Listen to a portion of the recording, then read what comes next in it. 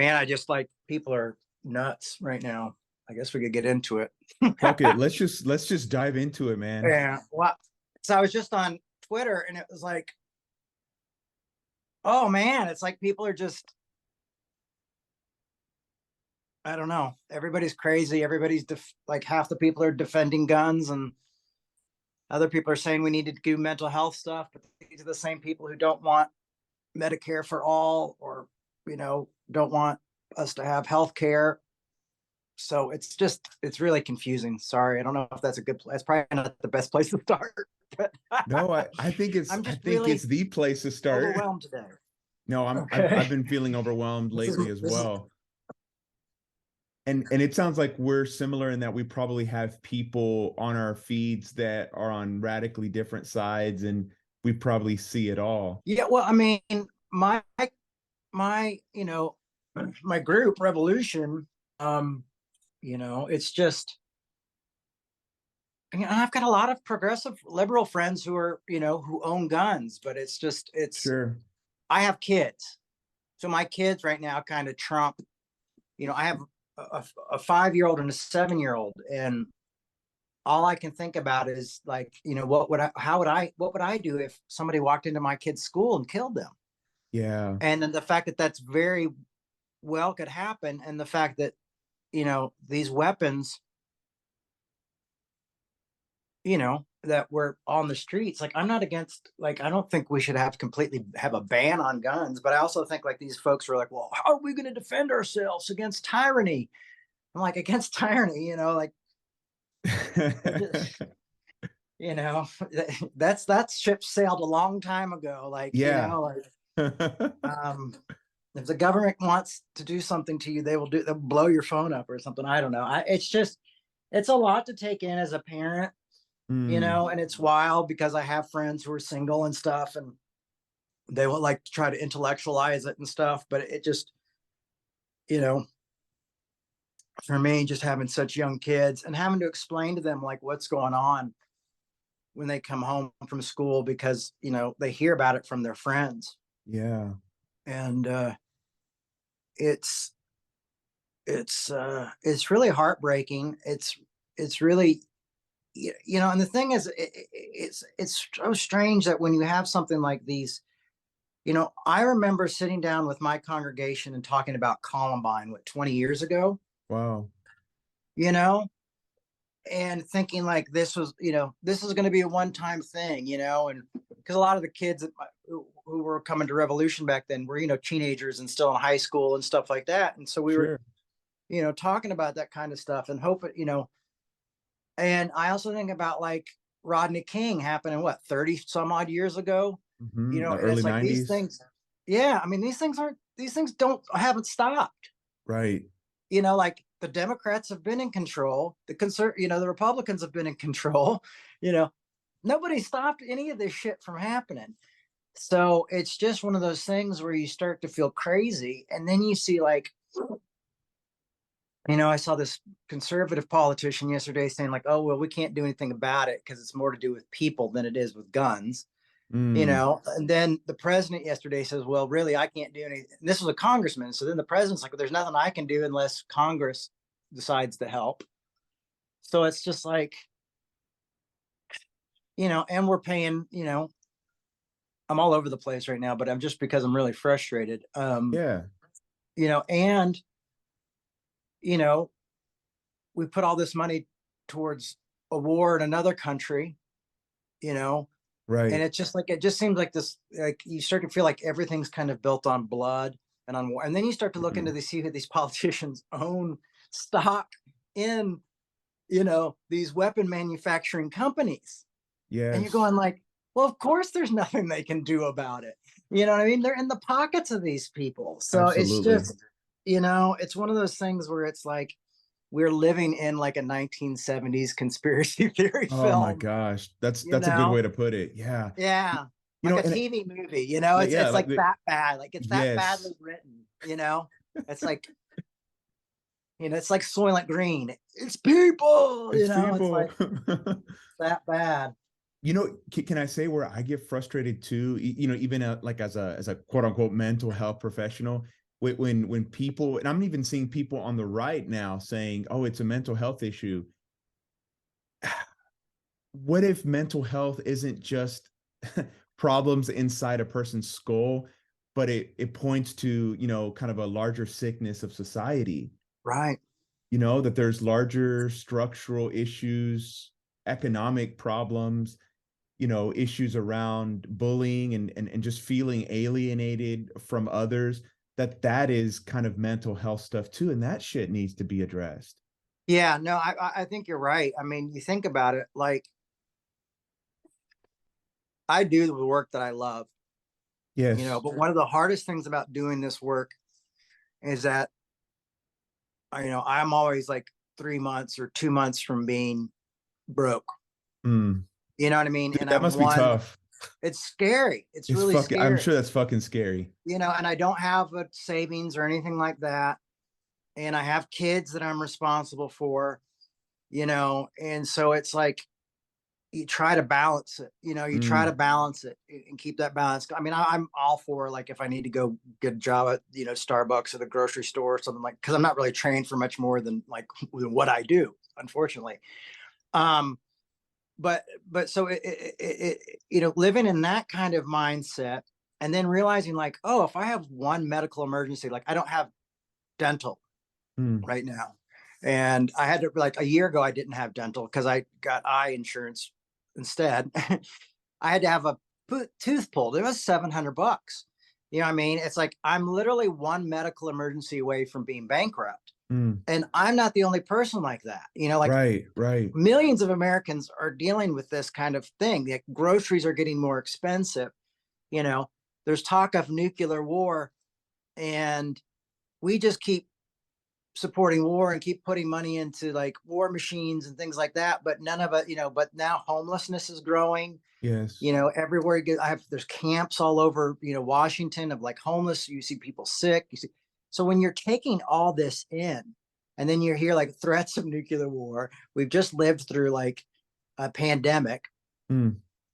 This is wearing, I mean, I see it on my kids. Like I see my kid, like my daughter's 5 years old, and I can see how she struggles with this idea of like having to go through this pandemic, Yeah. and like what the masks and all these things did to them and kind of scared them, Sure. and so it's like, yeah, of course there's going to be mental health issues. If people are afraid they're going to be bankrupt, in a couple weeks, or, they could be homeless in a few weeks. You could lose your kids, you could, your kids are afraid, the government, I mean, the political parties are so split, like Yeah. we're such a divided nation. And it's weird because I'm at the point where I'm a lifelong Democrat. I've never been a Republican, but, um, I've lost faith in the Democratic Party. Mm. I don't feel like there's much of a difference. I feel like they major in minors. And so they these groups, they kind of go, oh, they make a lot of good virtue signaling. So of course it's like, Yes. well, of course I'm going to go with the Democrats because they care about these people, but do they ultimately care about all people? And that's the Right. things I have a problem with both sides, is like, well, what about the poor? Because, or medical care, or gun violence, because gun violence doesn't care if you're Republican or if you're transgender, Doesn't or give if a you know what I fuck. mean. Poverty doesn't care about that. you know Mental health is going to probably be, and all of us are going to struggle with mental health issues as well. So it's just, it's like, I don't know, it's really overwhelming, and just trying to get these groups to sit down and talk to each other and have sensible talk, rather Mm. than having their minds made up of like, well, this is where I stand, and this is the party, or whatever. It's like, Sure. no, it's not that binary. It's not that black and white. There's going to be contradictions here. Absolutely. And and let's sit down. Yeah, I'm sure there's mental health issues, but the fact is like these, like, people are Why like, are well, we there got to, mental health issues, right? yeah, I mean, it's so crazy. Like this guy was like, you got to, it's all about mental health. I'm like, well, then why aren't we doing more about background checks for guns? Like, it's still things have to Right. be done with guns. Like maybe a therapist, maybe you should have to see a therapist before you can get a gun. I Right. mean, this recent, this shooting, this woman, she had 6 or 7 guns in her house that she bought legally. Yeah. So obviously if one is one, they're both intertwined one way or the Yeah, other. You know what I absolutely. mean? So it's not like you can get away with, well, it's just mental health. Well, then why can I could go buy a gun, and I've been in the mental hospital. You know what I mean? Yeah. So obviously there's issues here. There's big issues. And anyway, that's my 2 cents right now. I appreciate your 2 cents. Okay, so I just have, I mean, different paths that I wanted us to follow. I guess Yeah, let's go. the first one that's just coming up, and man, I try so hard, like in the spirit of your mom and so many of the people that we admire, to not scapegoat and create Yeah. kind of this enemy thing. But lately I've really been just sickened by, and I know you've mentioned him in sermons, I guess his name is Mark Driscoll, who I Yeah. never really followed in the past, so I don't know much about him, but I've kind of been disgusted by the way that he's linked, I guess, his disdain for transgendered people and that whole movement with the latest shooting. And I just didn't know if you had any thoughts on that, how you feel about the guy, or kind of if he represents a larger strand within a type of Christianity that's Well, out there now. well, it's strange as Mark Driscoll's really kind of a has-been. I Okay. mean, he was more of part of like culture in, I guess, like 10 years ago. Okay. He was Calvinist, neo-Calvinist pastor out here in Seattle, Washington, Mm, and had a huge church called Mars Hill, and had a huge movement of young people, and like a lot of young men, and it was like women should be in the kitchen and blah blah blah. Like it's like really like barefoot women. and pregnant kind of shit. Yeah, no, I mean really like women can't lead, women can't do this. Um, he is. I think he's someone who needs attention. Like Mm, I just don't. I can't honestly like. I don't. Usually Calvinists are really smart. Like they're not the nicest people in the world because their theology is so judgmental, very harsh. yeah, Like yeah. God Half of chose this humanity group to sent to burn in hell. hell, Yeah. and God chose this group to be okay. And they, and women can't be leadership. And It's and very it's black like and white. it's very black and white. It's very rigid. I Rigid. don't Yeah, that's a good subscribe to word. it. There are Calvinists that I like. There are Calvinist, there are readers who have some of that. Writers who have some of that I like. Martin Luther had some of that, and there's this writer Steve Brown that I like a lot, and he's Calvinist. So there's guys I like. It's not like they're, but he was Mark Driscoll was just like, he's just like this. He's kind of a bully. He's a bully, and he's He comes mean. across as a bully. And the sad thing though for this is what I think is Driscoll, I think, is so desperate now for attention Mm, that he has become very anti-gay. Like that's now his thing. Like yeah. before it was like gender roles, Okay. and like cussing and like being like, well, that's just the way it is, and being conservative kind of thing. But it's like now it's like his theology has changed. He's more of an evangelical now. He's left kind of Mm, that more, that mainline denomination, gone more evangelical. okay. But I think he's just like, I think he needs the attention. And I think he finds like the way he finds attention is through being mean and angry and judgmental and bullying people. I don't know if he really believes the stuff that he preaches or not. I don't know Okay. him. Okay. You know, I know he started out kind of in a lot of the same circles that I ran in for a while, until people started to realize he was such the judgmental guy. I know let's put it this way. I've met like a handful of people who went through his church here in Seattle, Okay. and all of them are a mess because of it. Mm, All of their lives are screwed up and hurt.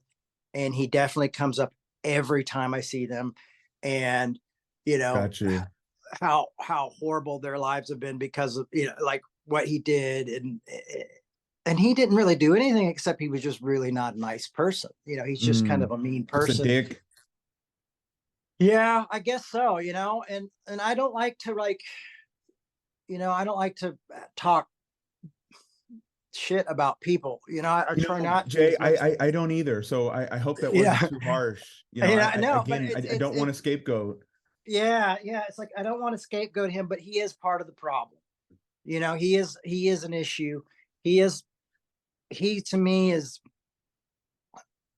that's why I don't even like to recognize him very often, but Mm, he's been upsetting me a little bit lately just because I've seen him say some things that are extraordinarily cruel and extraordinarily heterosexist. But at the same time, it's like there's a lot of traditional Christianity there, I mean, but mm. he's going very like Westboro Baptist style in some ways, but that Seriously. Westboro Baptist stuff does come out of a type of Christianity. I mean, that's the thing. Mm, It's like, it's like, I feel like what he's saying is what a big part of the church believes or thinks. He just says it. mm. And it's not covered with flowers. So in some ways it's almost like, you know, at least you see it. You know what I mean? At least it's Sure. it's obvious. Sure. At least it's transparently there. He's not Got you. pretending to be something. He's not pretending to be compassionate or loving. Sure. Um, Dude, so in on Twitter, and it's interesting, like I don't know why I do this to myself. I'll sometimes just go and read his stuff and Jordan Peterson. I don't follow them, but I it's like I'm sure Freud would say I this is a had to part of my mute death Jordan drive. Peterson. Okay. Like and my wife just thinks I'm crazy, but I kind of torture myself with conservative stuff like that sometimes. I'm not sure why. I'm sure Pete Rollins would, psychoanalyze me, but in his last video, he he talks about how what happened in Nashville was demonic, and his theological reasoning is angels and demons are non-gendered creatures, and demons in their demonic activity want people, humans who should be male or Yeah. female, to be non-gendered, and so I mean, therefore it that's was like, demonic. That's fucking yeah, but I mean, insane. like, you shouldn't even, I would say block it, block it. This is Okay. my advice. And this is why, because that's insanity. Okay. That's mental health issues. That's somebody who spent too much time. Like, I believe there's a spiritual realm of some sort, but I don't believe it's like angels and demons and it's not like my action figures or Dungeons and Dragons or like a sci-fi movie. And I mean this, Sure. and this is how he sees it. And if he's a true believer and that's what he believes, I mean that's very interesting. I mean that's weird, but Really weird. it's like, you know, and the weird thing is these guys are picking this stuff up all because there was pronouns in the Facebook of the shooter's Facebook. So Mm, we don't even know the facts yet. And mm. we're already like, and that's what we often do with the media, no matter what, whether it's left or right, everybody It's a good jumps on point. whatever facts that serve them the best. Yes. And that's why it's best to take time with things and look into things and really study what's happening and what's going on. And there's always a few sides to each story. Nothing's black or white, like I have to remember that, because if I was to just black, like my parents were seen as black and white. So they were seen as just Mm. bad and, oh, they're greedy, and now my mom's seen as good. It's like there's nuances. Everybody has nuances. Um, like I remember there were some people who were attacking Mark Driscoll's kids, and I went online and said, this is unacceptable. This is not what you do, like that's off, that you don't do that. Like that has Right. nothing to do with his theology. That has nothing to do with his work. We're not disagreeing there, So, Mm. um, you know, so I don't know. I think there has to be room for nuances there, but I really think like what people like Mark Driscoll are saying is just off. I mean, I think Okay. that's but I mean, and Jordan Peterson, but you know, he's he's that guy's a really interesting character. Um, but yeah, I just I try like I try not to read things that going to make me unnecessarily angry and make me irrationally angry, because there's enough out there. Like these shootings make me irrationally angry. Like the gun thing makes me angry. And I happen to believe that guns are a big problem in this country, you Yeah, know? me too. Um, you know,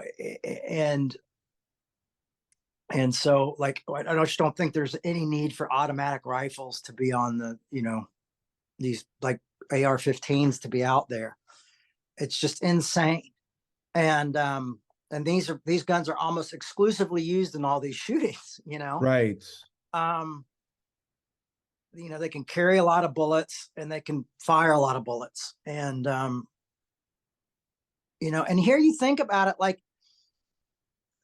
this person who probably went to this Christian school and maybe was even hurt by this Christian school, but then goes in and kills students. I mean, it just doesn't make any, it's just such a sad, sad, sad situation.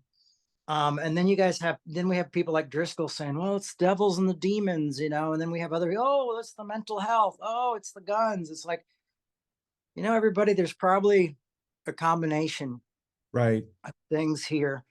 And if we could just sit down and have these conversations, it's hard not to get caught up in the binary thinking and the black and white thinking of like, well, if the Republicans would just get their shit together, or if the Democrats would just get their shit, it's like we all want, and it was funny because the argument this guy was, I mean, literally just right before I got on here, was saying to me, he's like, it's about mental health, blah, blah, blah. I'm like, I agree. We need to do mental health. And that's why I support Medicare for all, Right. and then of course they don't support Medicare for all, Right. so it's like, Oh it's yeah. like, so it's really funny because it's like, you got like this thing of, okay, well, if it's, then can we have health insurance if it's about mental health, or at least, Sure.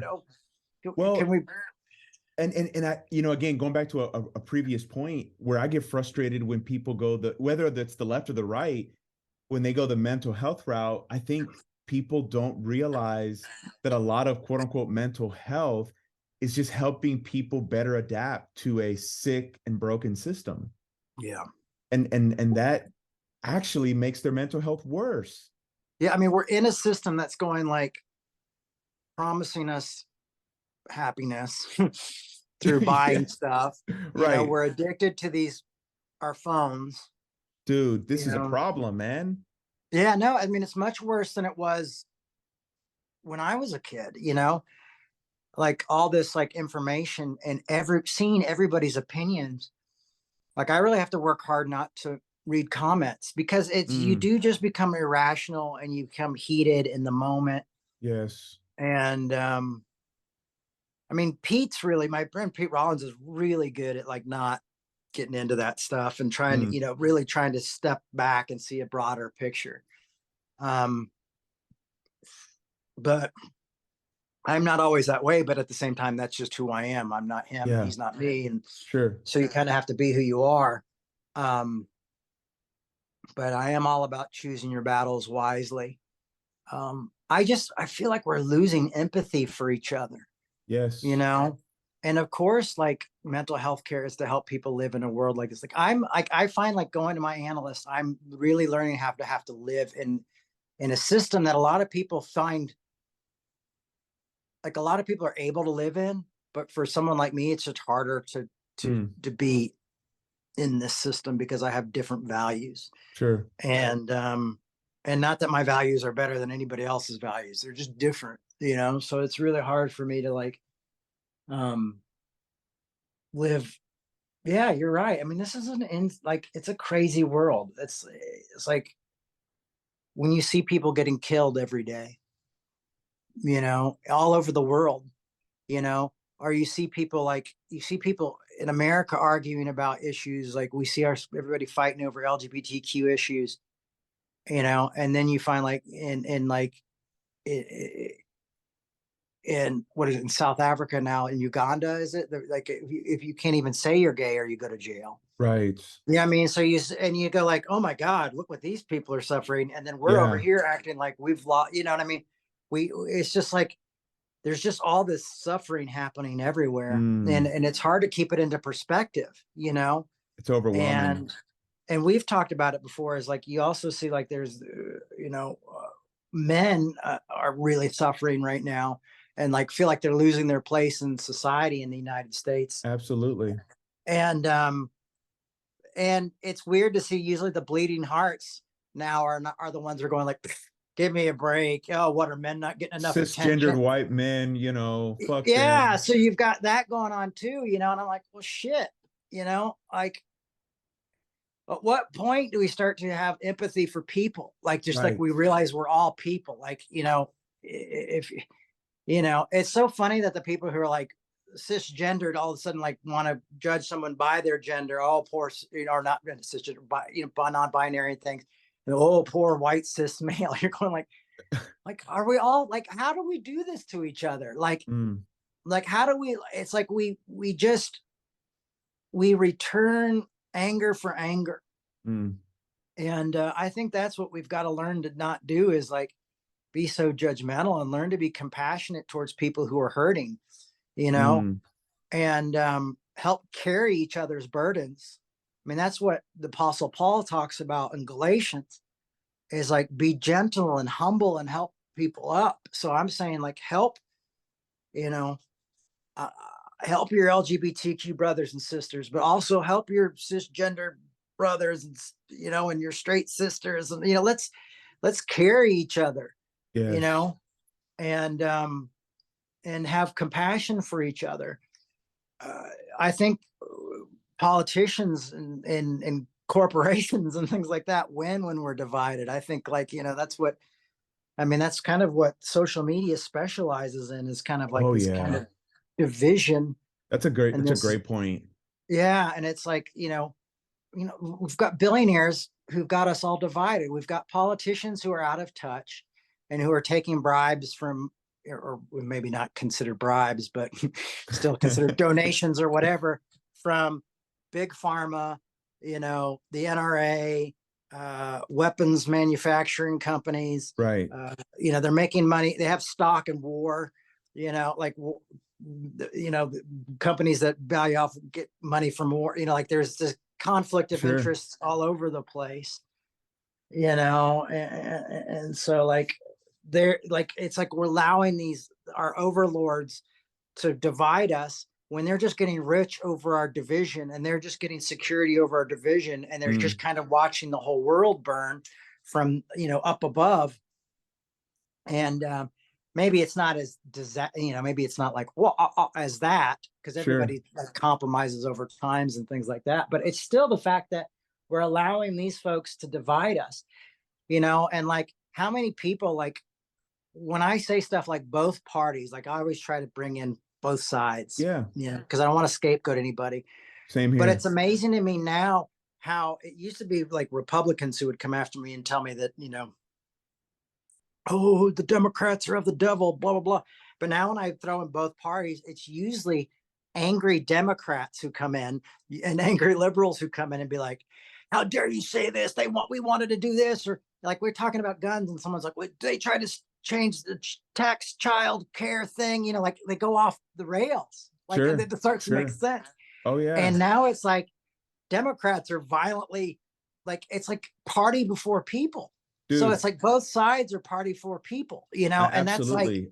I it's like retweeted somebody the other day, but I was nervous to do it. And their basic point was just we need to build bridges instead of throwing grenades. yeah, They were talking about this experiment where they sat together with people that were pro-gun and those were anti-gun, and they actually in deep conversations were able to kind of move a little bit in the kind of middle position, which I thought was a little bit of progress.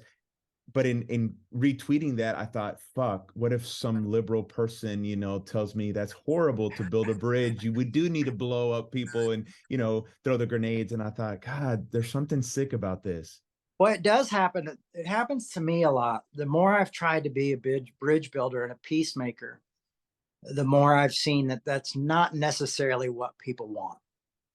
Mm. Um, It did get and Jesus killed.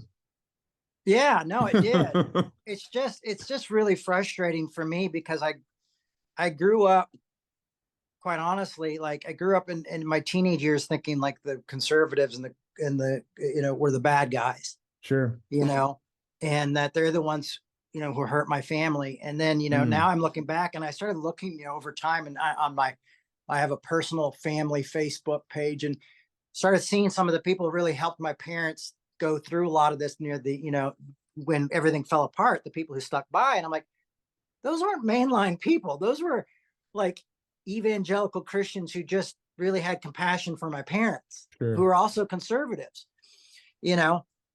and so you just go, like, you can't really separate people that way, Right. because also there was a lot of like, liberals who are like, oh, they get what they deserve, or, oh, your parents are so trashy, or whatever, Mm. oh, they don't really know proper theology, and it's like, so it's like there, you just can't scapegoat anybody, because, everybody can, everybody has the potential of being kind or being jerk, Yeah. Yeah. and so for me, it's like, one of the things I said to this guy I was arguing with on Twitter, which is just, arguing on Twitter is such a bullshit thing to do. And I hate when I fall into it. It was just that it was early this morning that I fell into it. Got you. But I said, do you think, like, yeah, I think I said this earlier, but I said, do you think the shooter checks for your NRA membership or your party, and because it's become so much about that, and it's like, it's just, I don't know. I don't like arguing online, but also I just don't like this, like, the separation in, this way we've just so allowed politics to define who we are. Right. And like, I mean, we made masks into something that was political. You know what I Crazy. mean? Like, Oh yeah. and it's like, we've turned everything into politics at this point, and it's so, like, so strange. It's like, it's like they're football teams or something, you know what I Yeah, mean? Like, that's a we're great like, point. we're sports teams. And I never So really got into sports because I yeah, was no, I never didn't into, like, either. teams, or Yeah. competition was never my thing. And I feel like that's like what we just live in, is like this competitive thing. But I don't know. I've really lost hope in the government. I've Mm. lost hope in the left, and I've lost hope in the right. And a lot of my left friends are like, well, look what look what we've done for, this community and that community. I'm like, yeah, but it's like crumbs from the table, Ooh, and it's wild how easy we get used to crumbs from the table. I was watching, damn. I was watching what's the show on HBO? It's a political show. Oh, with Jon Stewart? Yeah, no, it wasn't Jon Stewart. It was the guy who used to do Politically Incorrect. You remember his name? No, I don't. Okay, now he's on HBO. But anyway, Okay. he Bill Maher. Bill Maher. Yeah, yeah, yeah. That's So right. Bill Okay. Maher was doing this thing, and it was with Russell Brand, and they were talking about Mm. um, Obamacare and the Affordable Care Act. And it was funny to watch these two guys arguing, because neither one of them need it. Yeah, Russell Brand's in England, exactly. so and they're arguing over it, and Bill Maher is like, well, I mean, some people are alive, and I mean, that's nothing to be shake a stick at. But I'm looking there going, like, Bill Maher doesn't realize, like, the Affordable Care Act is not great. Like, I'm Right. on it, and I have to pay a lot to be on it. And Mm. if I go to the hospital, I still have to pay a big chunk of money before it even kicks in. Mm. I mean, so I'm still going to go bankrupt. So yeah, I'm alive, but now I'm homeless. And I'm like, but watching these two guys argue about it, I'm like, neither one of these guys, like, one guy thinks it's awful, the other guy thinks it's great. And I'm like, guys, it's got nuances, but it's both. It's kind of, Oh, so that's so good, man. and so it's really, but I think Russell Brand did make a good point, is like, we get used to these crumbs from the table, is one of the things he Mm. said. And it's true. It's like, I go over, to Belfast a lot. And my friends tell me they're able to just go when they're sick and go to the doctors and to not pay anything. And, they also have the pain of having to wait long for surgeries and things like that. But Sure.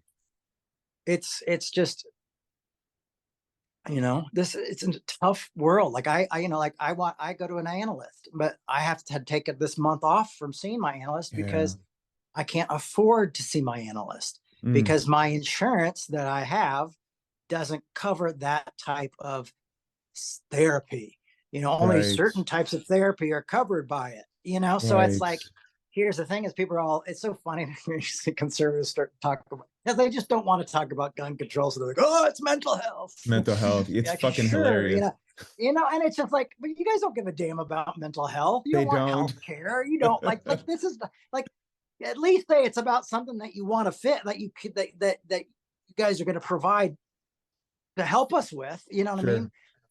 mean? But even the Democrats have, you can tell as soon as they get into the big pharma's pocket, Right. like Nancy Pelosi was like, "Oh, Medicare for all," and all of a sudden she's like, "No, I think the single payer plan's a better idea," and then all of a sudden you realize, oh, she's being supported by, Exactly. by the insurance companies are paying for her to run, and helping her, uh, do insider trading. I mean, that's Right. seriously, like, it's like, so I like Democrats do it too. Oh yeah. It's like Oh I yeah. mean, Hillary Clinton was the same way. Like, she was like, "Oh, Medicare," and then all of a sudden she's like, "Well, maybe it's the single," you're going like, really? Mm. Like, it's like all these folks are for sale. And I don't know, maybe if I was a politician and it was like, "Medicare for all," and then they came up and were like, "We can make sure you have Medicare for the rest of your life, Mr. Baker. Just shut the hell up." Maybe I would be like, "Okay." Mm. Um, So Jay, can I ask? This is amazing, man. I'm grateful that we're connecting and just kind of like exploring these topics. I think one thing I want you to help me with is, I've mentioned before, I've been in Christianity. I'm kind of out of it at some yeah. level, but I'm just curious how it can be a resource for us. I know there's not one type of Christianity. Maybe you could even speak to some figures that are important to both of us, like Martin Luther King Jr. and Paul Yeah. Tillich. I mean, you just said, right, you've lost hope in certain political parties. When Yeah. I access your material, it doesn't seem that you've lost hope in certain strands of Christianity. And I'm No, wondering if you could speak yeah. to that and how that shit might help us in our current state. Well, and here's the thing: is like, for me, what I found is like, I don't have like a traditional sense, well, an American traditional sense of Christianity, Okay. but at the same point, like we were talking about someone like Mark Driscoll earlier. I mean, I'm not here to judge his salvation by any means, but Sure. I would say what he practices is not Christianity at all. Mm. And I don't mean that in a horrible, judgmental, like, Right. preacher way, and he's going straight to hell. I mean, I just mean like, he's not practicing the teachings of Christ Mm. or Paul. Like, and I'm sure he probably uses Paul a lot, but I have a feeling he uses pseudo Paul or reactionary Paul Mm. more than he does Paul. And so I don't see like, and like, the fruit of the spirits in his life at all. Okay, Mm. so that's the way, it says the season, peace, patience, kindness, joyfulness. Sure. Those type of things don't seem to be bleeding through his world. Um, so for me, I mean, I think Dr. King would see this as a horrific call to radical. Like, I think we would be probably on the streets protesting Mm. and practicing nonviolence and talking in action. I think it would be, we'd have a call to action, because A call to action. yeah, because I think, like Dr. King, the cool thing about Dr. King was, like, before he passed away, he did the Poor People's Campaign. Mm. I mean, and he was working with these sanitation workers who are on strike. And I think, he was anti-war, and he Right. talked a lot about like how we have guided missiles and misguided men. Mm. And I think when you start to see the children are being, like, just like 13 school shootings this year. The Okay. children are being gunned down. Yeah, the children are being gunned down. You know, Mexican children, white children, black children, all children. This says that there is something horrifically wrong with our country, when it's Yes. something that's capable of us, that we could stop. Yes. Even if it's, if it's either taking the guns away or making, turning the schools into, like, basically prisons, that there's only one way in and one way out. Mm. You know what I mean? To Right. protect children. Like, but there's got to be something that, like, I think he would see that our society has, the soul of our society has become bankrupt. I think Dr. Yes. King would say that. I think it would probably be the top of his agenda. From what I understand of reading his word, like I think this would be like, this is the agenda. This is what we have to, like, it wouldn't be just a highlight. It would be like, we can't allow the children to die. Like they are the hope of, the end of racism, end of this, end of class. You know what I mean? Like these are the type, like these children are the, they're the ones we're building this foundation and I'm trying to build a better world for. So I honestly think I think Dr. King would be calling us to action, to speak out. And that's why I've been speaking out a little bit, to be honest with you, because I've been thinking about, like, from my readings of Dr. King, and as my what I do and what I believe, and it's crazy that we're arguing about protecting the innocent. Like, to me, it's like, okay, if it's the mentally ill, then let's do something about it. I'm mentally ill, so let's do something about it. Yeah. If it's guns, let's do something about it. Like, I don't care what your damn politics are. I don't want children to die. Right. I don't want children to die either. Children shouldn't be dying this way.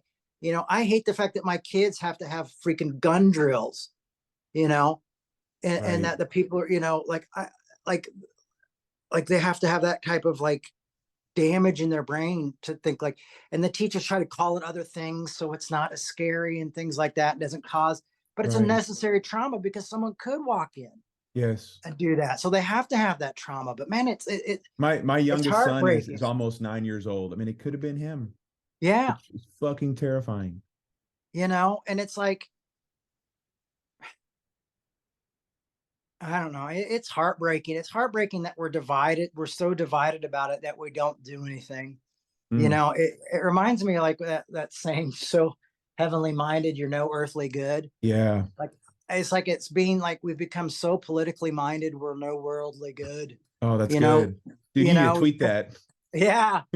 or just no good to each other. It's like, we're not doing anything, and I shouldn't be tempted to, like, when a guy goes, oh, it's about mental health, not guns. I mean, the first thing that comes to my mind is, fuck you. That's what I want to say. Right. Now, that's not going to get us anywhere. But that's the hostility that's built up around this whole issue, and I have to say, I'm grateful for people's work like Peter Rollins and Hegel and Helen Rollins and Dr. King, and because these folks have caused me to step back and not do that. It's so funny. Like, I wouldn't have ever thought, like, my Irish philosopher friend who constantly takes the piss out of me, would have also taught me the ideal of being patient. Like, one of the first about being patient and not counting the chickens before they hatch and not judging, not judging. Absolutely. The guy who does the atheism for Lent taught me how to not judge. You know what I mean? It's like, it's like, in a bigger sense, it was having a bigger look. So it's like this radical theology so in a bigger sense, you back up and you go, oh, when I see the bigger picture, this is why I'm not judging. So it's like taking the words of Christ and the words of the Apostle Paul and people like this, and actually even made it more, what is the word? More valid in today's society. So now so today I didn't say F you, I mean, I wasn't the kindest with my response, but I wasn't horrible with my response either. There you go, baby steps. Yeah, it is baby steps. But, one of the things I try to teach, one of my main goals is show grace and argue well. And so let's argue well, let's disagree well, and let's come together and have these tough conversations. I love that. And that's what we need to do. And rather than, like, the media, like, well, we can't, like, I mean, seeing the politicians say we can't do anything. Like, well, why don't you guys shut up, stop doing these interviews, and sit down and have conversations? Because what I'm worried about is, as soon as, like, we have a few more weeks without school shootings, we're not going to be talking about it anymore. Right. Until somebody else walks in with a gun and kills a bunch of kids. Yeah. Or a bunch of adults. I mean, it's like, I mean, one week it's a grocery store with, you know, all black folks being Right. shot. You know, it's this Right. racist thing. And then it's in a school, and then it's in a church, it's in a synagogue, then it's in somebody's office. Like, it just like something has broken in people's minds where they're so angry at the world. They're so angry and so hurt, Mm. you know, that they're just saying, like, I'm going to go out, but I'm going to take people with me because I hate it here. Yes. Because I hate what this society is doing to me. And when you have to live in this consistent fear of being homeless, you know, we're supposedly in the greatest country in the world. But when I think about homelessness, I don't think about, oh, well, I at least have a place to sleep. You know, I mean, Right. no, I think about the tents underneath the highway, Yeah. you know, and so like we're not solving issues in this country that really matter to people, Sure. you know. So like for me, like, you know, I'm glad we can help support wars a million miles away, but I really wish we could support poor people in this country, black, Yes. white, you know, Hispanic, Asian. You know, I wish we could help the poor people not have to be afraid of being homeless people. Mm. You know, I wish we could take some of the fear out of living and the fear out of going to the doctor, the fear out of, you know, what's my grocery bill going to look like? You know, I mean, and then the fact that, you know, I can't, like, I'm not going to see the therapist because I can't afford to see my therapist. I You was know gonna what I say, mean? It's like, how in the world are people not supposed to be depressed and anxious out of their fucking mind when they're living in those conditions? yeah. So it's just one of those things where the world has gone kind of, I don't know, at least this, you know, this country seems to be upside down. When I think about like Paul Tillich and Yeah, what, man. I was hoping you'd get to him. yeah, you know, I think the great thing about, you know, I don't know, like, I don't know what Paul Tillich would, you know, he was a brilliant theologian and philosopher. So I can't tell you what his philosophy or theology would necessarily be. Um, but this idea of living in a pure acceptance, you know, this was Mm. talk I just gave about his talk, and it still comes down to not being separated. You know, like grace Sin is you know, separation. sin is separation. And so sin is political division, as he would say. He Right. would say the separation with politics is sin, racism is sin, uh, uh, homophobia is sin, you know. But he would also say, like, judging conservatives and separating from them is a sin. Like, this Yes. separation is the sin. It's not that we're, you know, it's not necessarily that we're good or bad, but this is just a reunification Mm. is grace. Like, how do we you know, accept each other, Dude, yeah. work with each other? And so I think that is part of what Tillich would say, is that this is just this is the sin. And I say this is what, when you look at separation as sin. I mean, I said this a few weeks ago. It's like the church is just in the sin business because all we do is separate All people. the That's why, denominations. yeah. I mean, well, that's why Revolution is called a gathering right now, Mm. because I can't stand how the church acts. Either side, like Sure. conservative church or progressive church, they both are all about, like, oh, the other guys are bastards, you know. So it's Yeah. all about like separating and scapegoating. And so I've tried to create a place where we don't scapegoat and we don't separate and we don't call each other bastards because we think differently, that Mm. we learn why we think differently and we learn how we see each other differently. um and so that's why I'm called to this grace idea. But Mm. it's through having hard conversations. I think one of the things that what I struggles with this is this want to do the reunification with other people, is that some people just aren't ready for it, and they will turn on you very quickly when you try to make that happen. Or Mm. they're so not used to having an honest conversation that they will read your honesty as hostile. You know, so I've had a few people who I've tried to talk to honestly, you know, and about how I feel. And I really felt like they thought I was being hostile, when honestly I Mm. felt like I was being generous, you Yes. know. But at the same time, I was like, okay, well, you know, maybe I've spent too much time reading Hegel, and I've read too much time in these theology books and these philosophy books, that now I'm coming in just talking like, hey, you Mm. know, you need to change this and this. And to them, they felt like they were being attacked. And Mm. so, you know, I'm having to train myself in a way to like maybe take the conversation down a few notches Okay. and like, okay, maybe we need to start even from an earlier place. But we still have to have these conversations. Sure. But I think we also, what we can do is try not, like what I try to do is not make it personal when people try to have those conversations with me. And I Okay. try to encourage my congregation, like, don't take these as personal things, take these as things that we're all working through, and it's tough, but I've been really grateful to see like people in my congregation, my gathering, having these tough conversations and still being friends, you Yeah. know, and still, having different ideas, but also thinking differently about, you know, people of religion or people with different convictions than themselves, and not throwing them out. I mean, one of the good things that Dr. King always said is like, my enemies are not people. It's misinformation, Yes. and that people are victims of misinformation. And so I have to make sure that I'm not a victim of Mm, misinformation and try to continually inform myself and learn more and spend that's a good time trying point. to understand both sides, you know. Um, and also I have to remember that my thing is not to attack the person in front of me. My thing is to try to clear up any misinformation that may be there. Mm, Unfortunately, people don't, you know, people have made their identity based in so many other things. Like, so my absolutely. identity is my politics, or my identity is this. When My you clear the identity is my, misinformation, they feel like yeah, you're threatening them. Christianity is my identity. So, or my sexuality is my identity. So then they think you're attacking them. Right. And That's such a good point. That's a real yeah, problem, I think.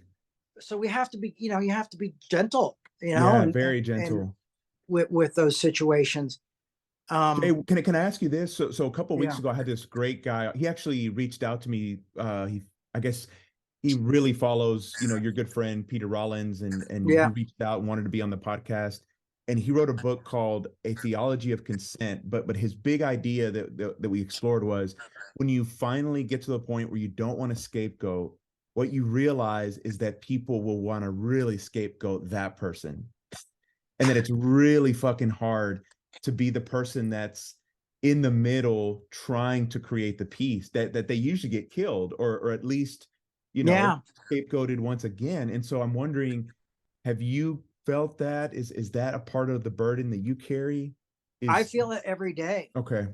and it's hard not to take some of that personally Sure. when you go like, oh, I can't feed my kids if you destroy me. Like, it's hard when I see like people who I would consider like really like bleeding heart liberals, Mm, basically in their own way threaten to have me canceled if I don't toe a line. And I'm not like, I'm not, and I've never like against it. I'm saying, no, we're trying to have a conversation.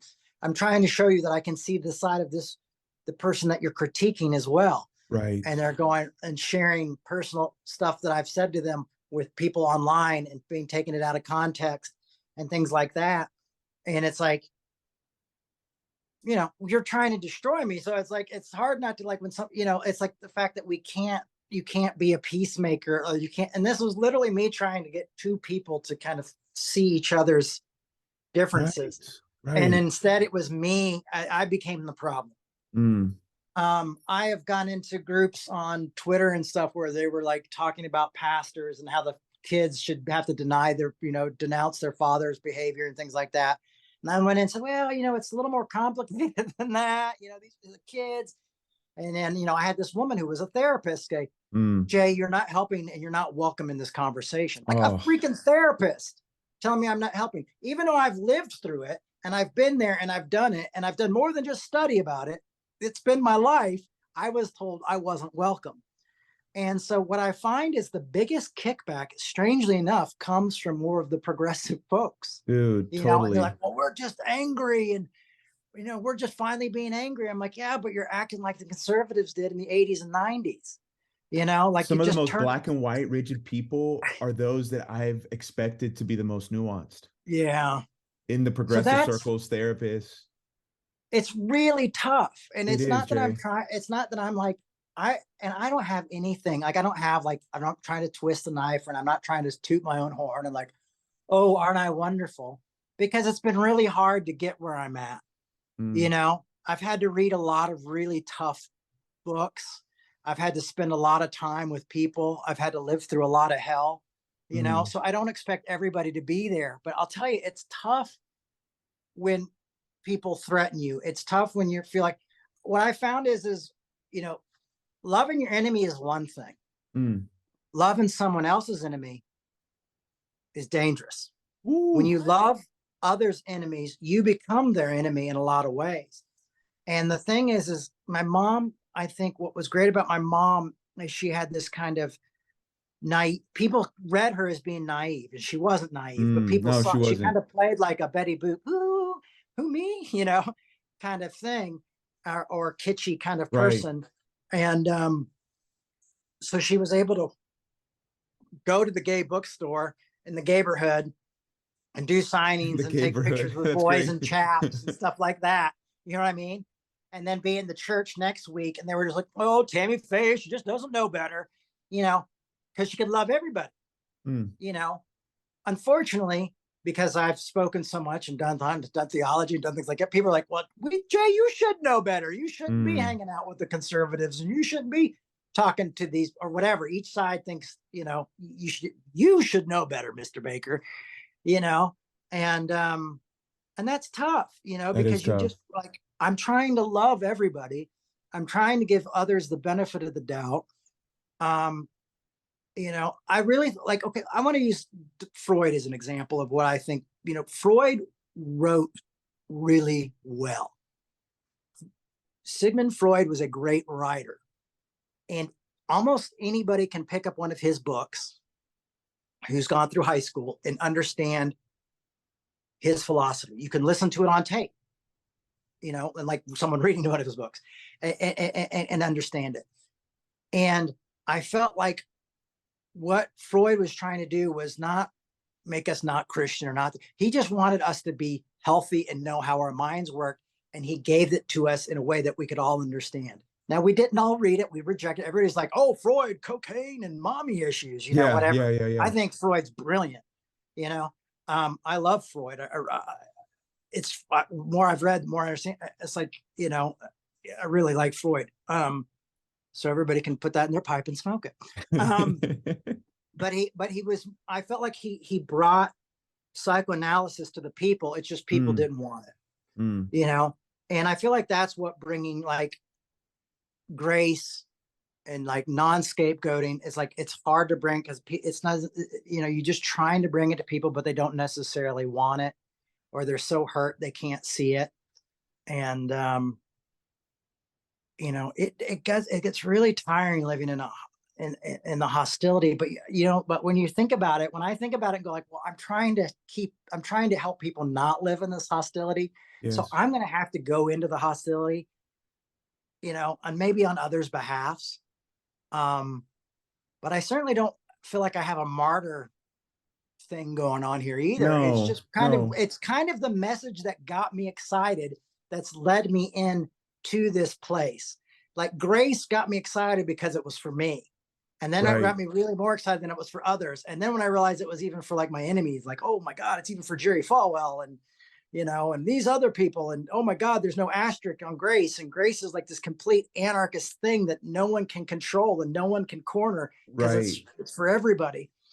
You know, that made me want to go in and help other people. And then Pete really pushed this no scapegoating thing on me, which is really funny because I realized my parents had been scapegoated um, my whole life. So, are you still there? I'm still here. Yeah. Yeah. Okay. Sorry. Somebody called. I don't know how it came up. I think it was Helen who called. Oh, okay. Ironically. But so, yeah. So it's like,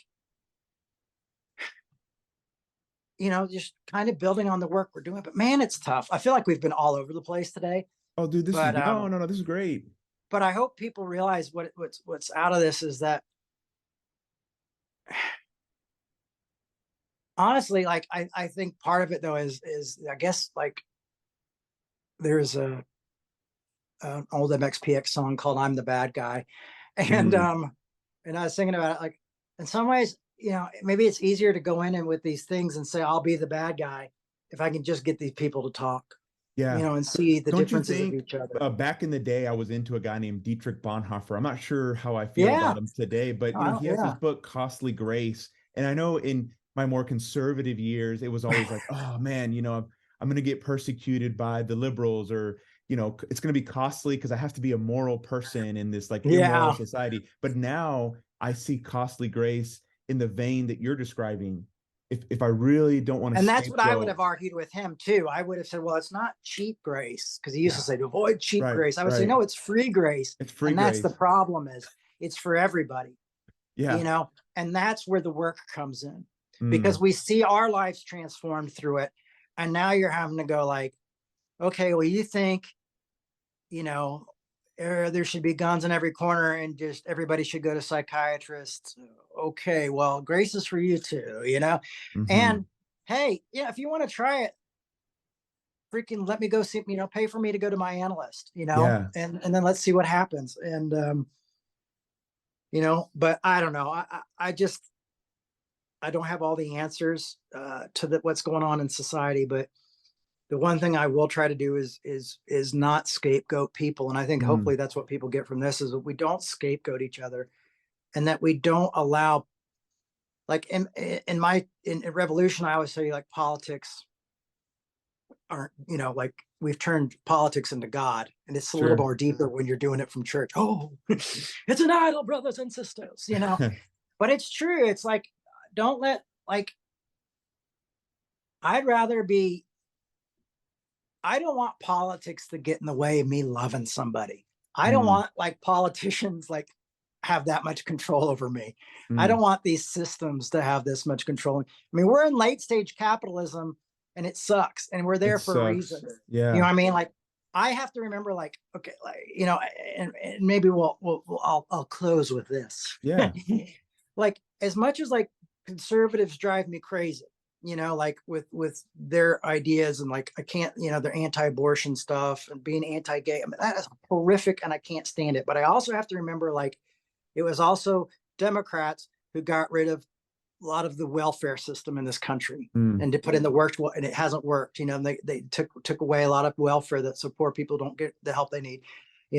That Bill Clinton put, his crime bill put more poor people in prison than we'd ever have. Now we have over 2 million people in our prison system. We yes. are the largest prison. We're the largest people in prison in our country than any other. We have more people in our prisons than Russia has in their prisons, than any other country has in their prison per capita. We have more people in our prison system. So, and that has to do with liberal thinking. So what I'm saying is like nobody gets a pass. Right. You know what I mean? It's just some people are against the hot issues right now, but then it's those who are like the subtle issues. It's like, oh yeah, Biden said he wouldn't drill, and what's he doing right now? You know, Yeah. he just gave away a lot of land to drill for oil. You know what I mean? It's like this. Yes. These are capitalists. They're all doing the same thing, and what they do is they just play to different groups. So this Hmm. like goes, well, we'll play to the Christians who are afraid of the gays and like their guns, so we'll say this. And then the Democrats are like, oh well, we'll help the gays and we'll fight the guns because we do like this. And they just give us these crumbs to keep us behaving on their side. And so what Mm, happens is we're fighting on the behalf of, I fight on the behalf of the jackass. I fought on the behalf of the donkey. You know what? I'm saying screw that, man. mm. Like, that's not punk rock, you know? It's like, it's so funny. I remember seeing people like when Johnny Rotten, who's from the Sex Pistols, Yeah. wore a Make America Great shirt again. Everybody said he wasn't punk rock. And I'm like, when did, like, what politics make you punk rock or not punk rock? Like, when is Right. that? Like, how do we decide? Like, you're telling me the guy who started the Sex Pistols, we get to decide if he's punk or not? Like, Yeah. no, no, That's no. He insane. decides if we're punk or not. Like, that's Johnny freaking Rotten. So Yeah. and like, we're gonna let this system just, separate us. Like, and then you look at the guy's life and you go like, oh, he takes care of his sick wife who's suffering Mm, from in the late stages of dementia. that's Oh, he beautiful. raised his grandkids that weren't even his like biological grandkids as his own children. Oh, he did that butter commercial because he wanted to pay for his album so he didn't have to be into the record industry. You know what I mean? So when you start to look deeper into things, you go, oh, you know, oh, he thinks this way because he grew up working class. Yeah. Oh, okay. Well, you know, so there you go. And you go, well, we might not agree, but I'm not going to let my alliance isn't, my alliances are more to like knowing who this guy is, Right. who changed my life, than it is to like a donkey, the golden donkey, or the golden, you know, Right. golden elephant. So anyway, I Dude, just no thank time for you. that. No, You're thank you. welcome. And you know, so and we can communicate offline, but maybe we can continue to have these conversations where we get into maybe practical ways we can help people think about not scapegoating. Yeah, that would be Because great. I would love that. I mean I want help with that. I want Yeah, to kind let's of do help that. people with that. So let's just continue the conversation, man. Rants on not scapegoating or something like that. Yes, yes, I like that. All right, buddy.